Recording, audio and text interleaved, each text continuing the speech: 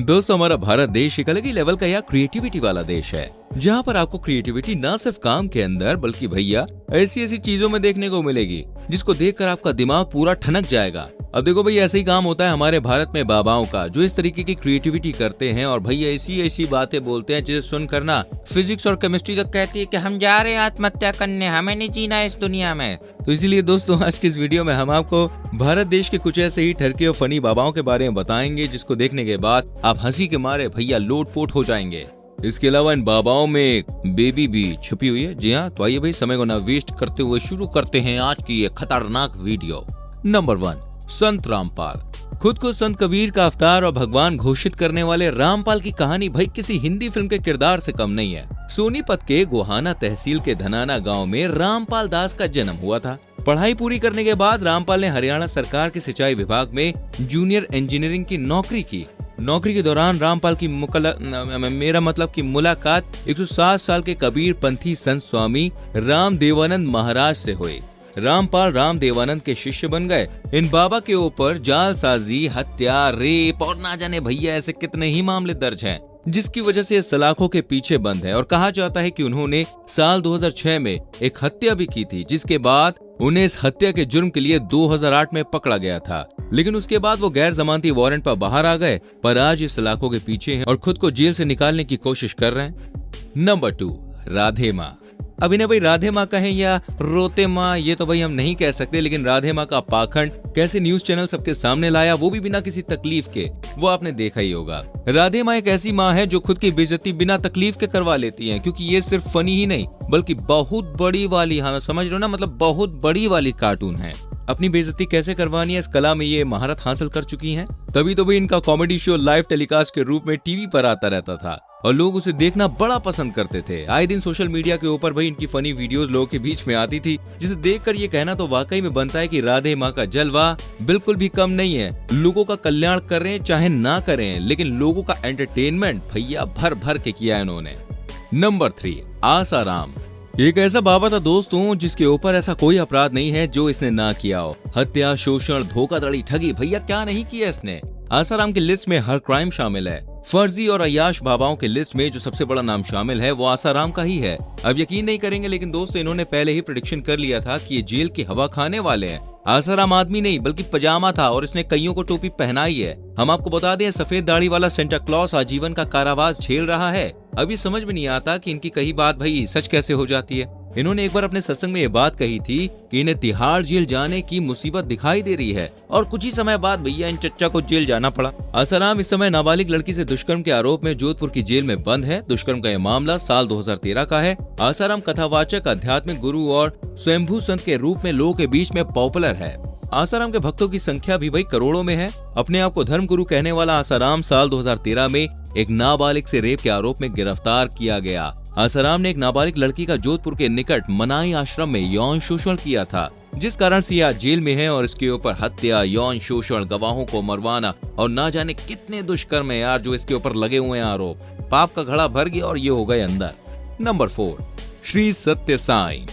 पुटपर्ती वाले श्री सत्य साई भाई किसी के लिए भगवान थे और किसी के लिए मात्र धोखेबाज ठग। श्री सत्य साई बाबा ने अपने जीवन में कई ऐसे काम किए हैं जिनकी वजह से लोग उन्हें भगवान मानने लगे, उनकी पूजा करने लगे और भाई बहुत ही ज्यादा इनका सम्मान होने लगा। उनका मंदिर भी बना, देश ही नहीं विदेश में भी उनके भक्तों की संख्या दिन दुगनी रात चौगनी होने लगी।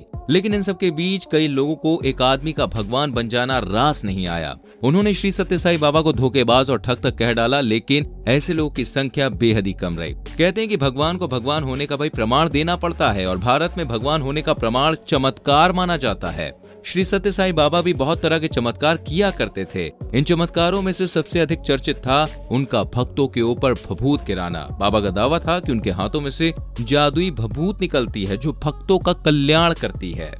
नंबर 5, गुरमीत राम रहीम। इनका नाम लेते ही हंसी आ जाती है। गुरमीत राम रहीम बाबा भाई अपने चमत्कारों से ज्यादा अपनी लाइफस्टाइल को लेकर चर्चा में रहे और ऐसा कोई भी काम नहीं होगा जो राम रहीम ने ना किया हो। एक्टिंग, सिंगिंग, फिल्में बनाना और ना जाने भैया क्या क्या करते थे ये, क्योंकि इनका लाइफस्टाइल कुछ अलग ही था। लोग इन्हें प्यार से पापा जी कह के बुलाते थे, लेकिन ये पापा जी वाकई में सबके बाप निकले। सबसे पहले राम रहीम का नाम 1998 में आया जब इनकी गाड़ी के नीचे गाँव का एक बच्चा आ गया। जिसके बाद धीरे धीरे इनके ठगी के किस्से खुलने लगे, फैलने लगे। इनका डेरा हरियाणा और पंजाब में हुआ करता था और इन्हीं जगहों पर ये जाने जाते थे। और धीरे धीरे भाई साहब इनके भक्तों की संख्या बढ़ती गई और भक्तों के अंदर इनके अंधविश्वास की संख्या। इन्होंने भी लोगों को खूब ठगा। जिस लड़की पर इनका दिल आता उसके साथ ये रेप करते और फिर उसे मार देते।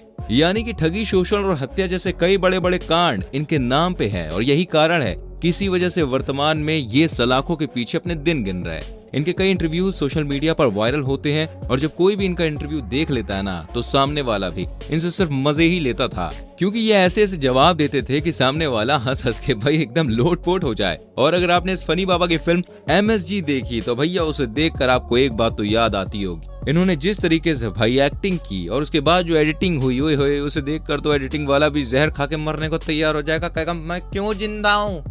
नंबर 6, नित्यानंद बाबा। दोस्तों, इन्होंने ना जाने भाई साहब क्या बात कही कि खुद एल्बर्ट आइंस्टाइन के मन में सुसाइड करने के विचार आने लगे। इनकी बातें सुनकर उन्होंने भी सोचा कि क्यों ना एक बार कब्र से निकलकर मैं दोबारा मर लूं। मैं तो इस धरती पर फालतू ही आया था। मैं आपको बता दूं, इन्होंने 10 से ज्यादा किताबें लिखी हैं और इनको पढ़ने वाला आज एक अली की दुनिया में रहते हैं। क्योंकि जरा आप भी सुन लीजिए ना, इनकी ज्ञान की बातें सुनकर तो भैया हर कोई हैरान है। हमारे हिसाब से इनसे ज्यादा ज्ञान तो भाई दुकान में काम करने वाले छोटू के पास होता है। पता नहीं ऐसा क्या नशा करके प्रवचन देने के लिए आते हैं कि इन्होंने फिजिक्स, केमिस्ट्री, बायोलॉजी और पता नहीं किस किस चीज की रेड़ मारी है। क्योंकि जिस तरीके से ये अंग्रेजी में प्रवचन देते हैं ना, उसे देखकर सामने वाला सिर्फ एक ही बात कहता होगा। नंबर 7, निर्मल बाबा। 300 करोड़ की ठगी करने वाले निर्मल बाबा को भला कौन नहीं जानता, जिन्होंने एक समय पर अपनी तीसरी आंख के सहारे लोगों को ऐसे ऐसे उपाय बताया कि लोगों ने इन्हें एक ही बात कही, आप ही प्रभु हो, आप ही भगवान हो। आपको बता दें, अगर आपने कभी टीवी के ऊपर इनका शो देखा होगा ना, तो शो के दौरान जो लोग भाई इनसे अपनी परेशानी का समाधान मांगते वो इन्हीं के लोग होते, जिन्हें शो के अंदर इनकी पढ़ाई करने के लिए 2000 रुपए दिए जाते। दोस्तों, तीसरी आंख का तो पता नहीं, लेकिन निर्मल बाबा की मार्केटिंग का वाकई में भाई साहब जवाब नहीं है। उसे देखकर तो निर्मल बाबा के मन में जरूर यही आता होगा। ऐसा तो भाई साहब कभी किसी बड़ी कंपनी ने भी नहीं सोचा होगा। इनके सोल्यूशन का तो क्या ही कहना। ये ज्यादातर लोगों को समोसा खाने के लिए, खीर खाने के लिए और चुन्नी चढ़ाने के लिए ही बोलते थे और इन्हें खाकर लोगों को परम सुख पहुंचा देते थे और सामने वाला भी इन्हें भगवान मानकर इनकी हाँ में हाँ मिलाता था कि हाँ बाबा जो बोल ले हो सही बोल ले हो। दोस्तों, आपका इन बाबाओं के बारे में क्या कहना है? अपनी राय कमेंट सेक्शन में लिखिए। वीडियो को लाइक करो, शेयर करो। देखो यार, हमारा मतलब मकसद किसी को ठेस पहुंचाना नहीं है, लेकिन आपको ये समझना होगा कि भगवान तो ऊपर वाला ही है जो इस दुनिया को चलाता है। और जो इंसान ये साबित करे कि अपनी भगवान है, हमारी पूजा करो, तो नहीं, अंधविश्वास में कभी मत पड़ो, नुकसान हो जाएगा। आने वाली वीडियोस को देखने के लिए चैनल को सब्सक्राइब करके बेल आइकन प्रेस करो। मिलते हैं अगली वीडियो में। Till then bye bye, take care. हंसते रहो, मुस्कुराते रहो।